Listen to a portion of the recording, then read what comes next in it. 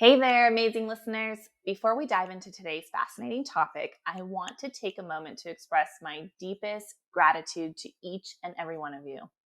The TeleWellness Hub Podcast has been an incredible journey since launching it in April, and it's all thanks to your unwavering support.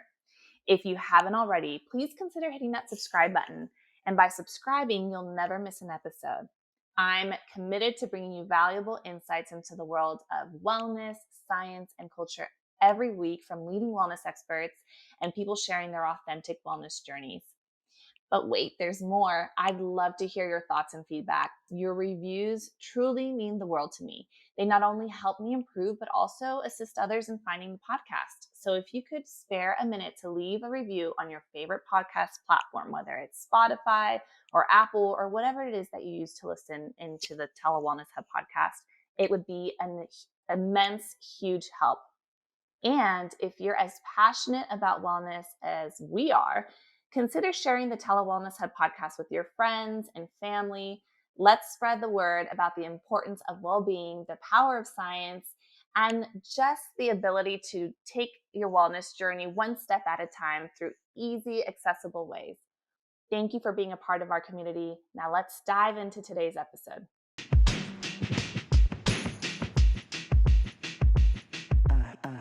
Welcome back to the TeleWellness Hub Podcast, your go-to source for all things related to mental health and well-being. I'm your host, Marta Hamilton, and today we have a very important topic to discuss, which is depression.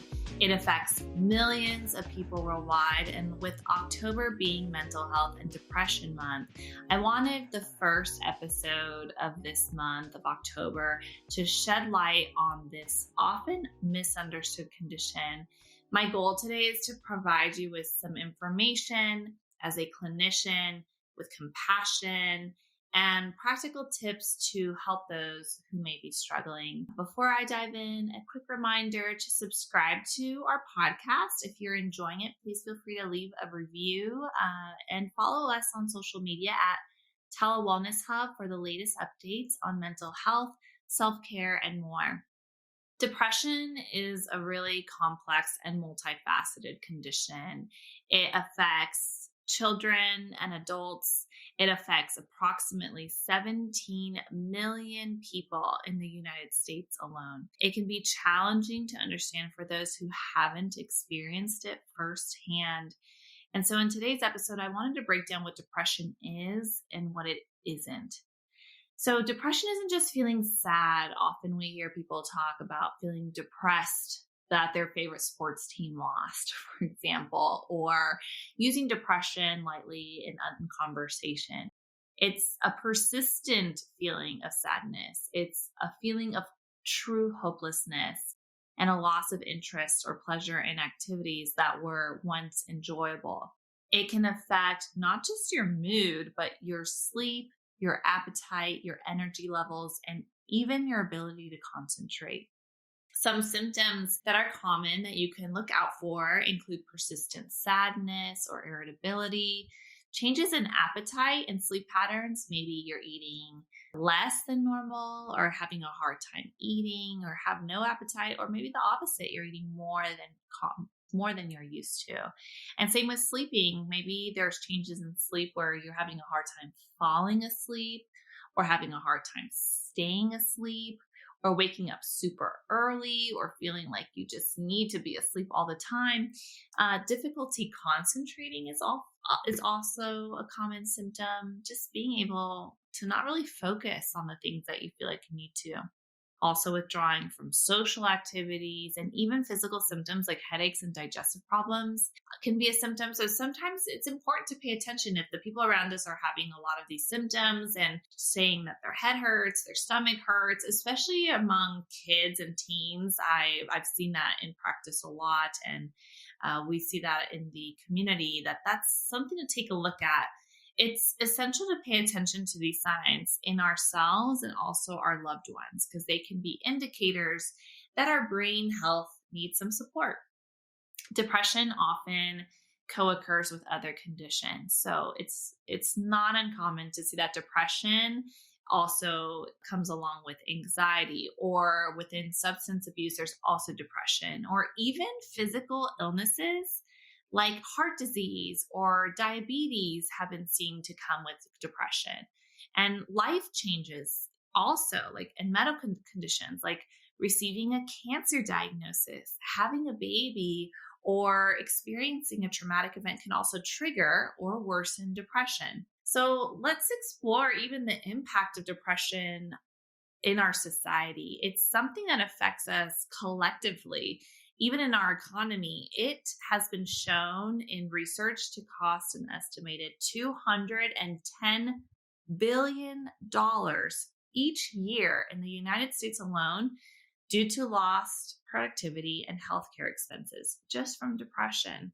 So this is really something that is when we talk about the mental health crisis, it affects us all. And most likely we know someone who has either experienced depression or who at some point in their lifetime will, if it's not you listening or us ourselves. So it's important when it comes to seeking help for depression to know that there are various providers who can assist, including therapists, psychologists, and psychiatrists. And it's essential to reach out to a healthcare professional who can tailor the treatment to your specific needs. And typically what happens is many people will go to their primary care physician, and they now have screeners and are also able to share with you referrals if you share with them that you've been feeling depressed. And maybe it's not even that you share that you're feeling depressed. You share some of the symptoms we described earlier. You're having a hard time sleeping. You have changes in appetite. You can't really concentrate. You feel fatigued. You're not feeling motivated like usual. And primary care physicians are very often an initial starting point in terms of referrals to maybe a psychiatrist who specializes in providing medications for depression, and also therapists who can help provide counseling to support you. And the best treatment typically includes both medication and therapy. Now, one common question is, how long does it take to feel better from depression? Like, is this forever? Because when someone is feeling depressed, it can truly feel like it's never going to get better. And I think that's something really important for people to understand, so they have compassion when it comes to those who are feeling depressed, or they're feeling like, are they being lazy, or why don't they want to help themselves? It can be very overwhelming, and it can feel like it will take, like they're never going to get out of it. And so that question is so common, like, how long until I feel better? The journey to recovery varies from person to person. Some people see improvements in a matter of weeks, like a few weeks of the right medication can really make a huge difference, while others may take several months. So it's important to be patient and stay committed to your treatment plan. So if you suspect that you or a loved one may be dealing with depression, what should you do? Seeking help is a crucial step. So reaching out to a mental health professional, or even a trusted friend or family member who can support you and guide you. Therapy, and in some cases medication, can be effective treatments for depression. Just remember, it's okay to ask for help, and you do not have to go through this alone. So often I hear people describe that they don't want to be a burden to others. They don't want to share that they're struggling with others. But I have to remind anyone listening who has been feeling depressed and doesn't know if they want to share, and maybe feels guilty or like they have a great life, why would they feel depressed? Or maybe feels like a burden sharing with others, or maybe was raised in a way where, we don't talk about depression and therapy and medication. I want to encourage you that you don't have to go through this alone, and things can get better. And by reaching out to others, there are people who dedicate their lives and their profession. It's their job to help you feel better and navigate depression, as well as, our friends want to support us. Our family members typically want to support us. We give them an opportunity to care for us when we seek their help and assistance the same way we would want to help them if they were in the same situation. And many times I've heard, people want to help themselves. So let's talk about some self-care strategies. And what are some practical steps you can take to manage your depression? Self-care is really essential. And what I mean by self-care, it's not an indulgent. Sometimes we think it's indulgence. It's like face masks. It's, taking lots of time to go on a quiet retreat, but it could be something as essential as encouraging healthy habits like regular activity and exercise. It doesn't have to be when you're depressed and if you're having a hard time, like your body is tired, it may be exercise, like going outside and taking a 10-minute walk. It's a balanced diet. It's making sure you have enough sleep. At one point in our field, the book we use for diagnosing different mental health disorders is the DSM. And at one point, they were looking to reclassify depression along with a sleep disorder because so often sleep and mood are so closely tied together. So I cannot emphasize enough that the importance of getting on a regular, healthy, adequate sleep schedule if you're working on your depression and general well-being. Additionally, mindfulness practices like meditation, deep breathing have been shown by research to help manage symptoms. Connecting with a support system and engaging in activities that you enjoy can also be beneficial, just as a reminder to connect with others, that you're not alone, and really investing in things that bring you joy. So those are excellent suggestions when it comes to treatment options, though it's important to remember that what works for one person may not work for another. It's a journey of trial and error and guided by professional help.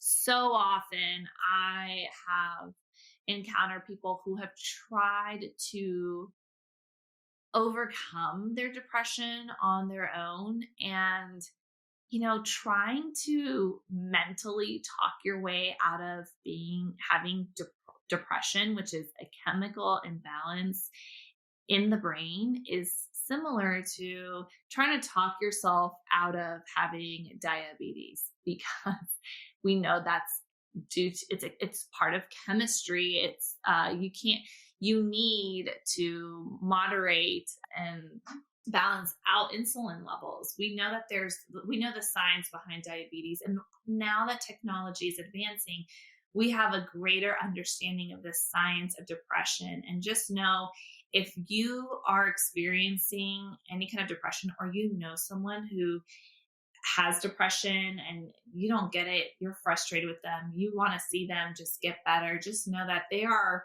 struggling and fighting against something that is biologically based. And so I want to guide and encourage anybody to seek out professional help. And also, sometimes people might have mild depression. There are different levels of depression. It's a spectrum, if you will. And sometimes people have just one episode in their whole life, one single instance of major depression, while some people might have a recurrent cycle of depression or have mild depression for a long time, weeks, months, years. So knowing that October is Mental Health and Depression Month, it's the perfect time to raise awareness and reduce the stigma surrounding mental health issues.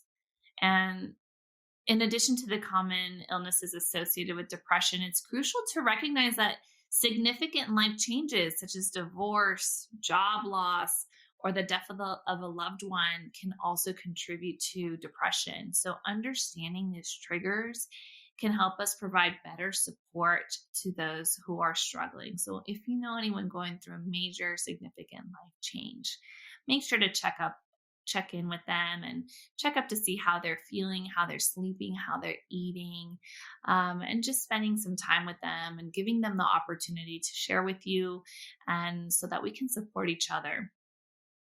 And finally, I'd like to really emphasize and remind everyone that depression is treatable.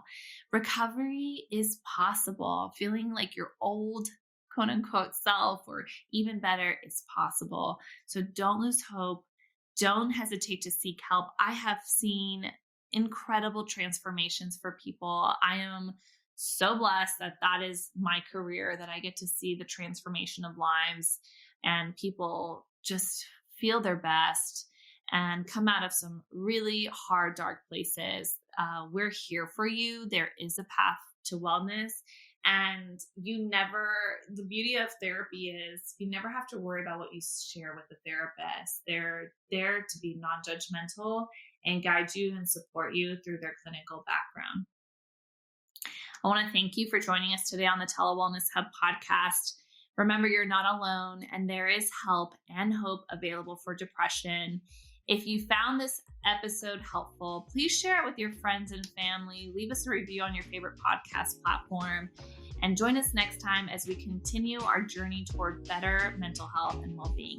Until then, take care of yourselves and one another.